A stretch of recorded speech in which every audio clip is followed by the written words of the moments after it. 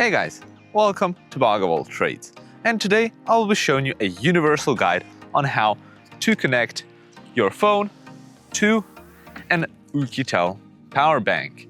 This will be demonstrated on Oukitel P1500E Plus, but it's the same on a P1000 and very similar on other models which have a Wi-Fi Bluetooth connectivity feature.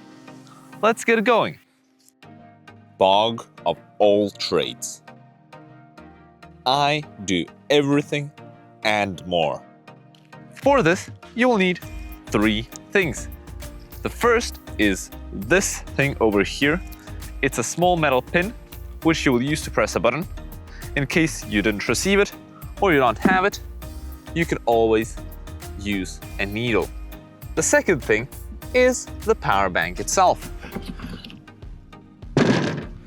And the third is your phone. The first thing we do is we power on the power bank.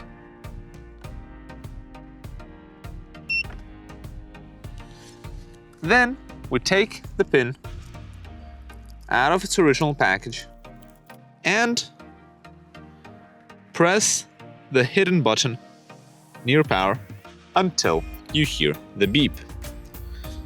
What you're going to see is a Wi-Fi indicator blinking on the main screen. After this, we take our phone and we enable a mobile hotspot. The hotspot can be called anything, but it has to have no password. The issue is that there is no connectivity to networks with a password, such as my home network or my hotspot by default. The hotspot has to be in 2.4 GHz. Now, once we have the hotspot on, we open the Wonderfree app or the Landbook app if you're from the US or Canada. After registering ourselves on the app, we see this screen over here. And what we click is Add a Device. Now, here you have the options Scan QR Code or Add a Device.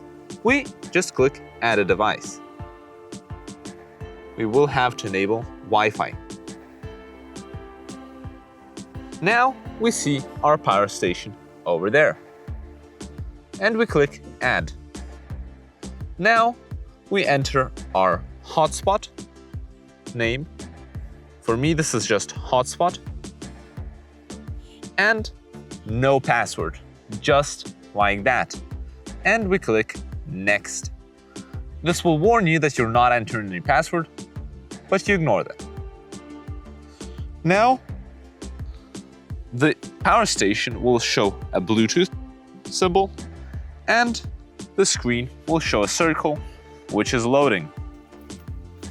And now you can see that it has been assigned successfully. You click Done and save it, or you can give it a name if you wish. Now you can see your power station on your phone here. You will have input and output monitoring, as well as the ability to turn outputs on or off. Additional features include the general settings in the settings page, where you can select the frequency, the voltage, the power limit, and you'll be able to see the version of the power station. And that's it. It's that simple. Now, you will be able to use it just using Bluetooth after having it paired with Wi-Fi.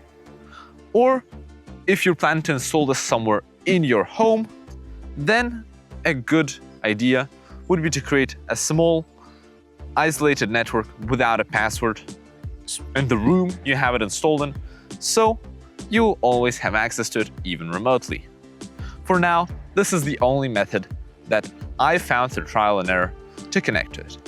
If you want to see a full unboxing, review, and test of this power station, check out this video. And until next time, ciao. If we connect it to an oscilloscope, we can check whether it does have pure sine wave power.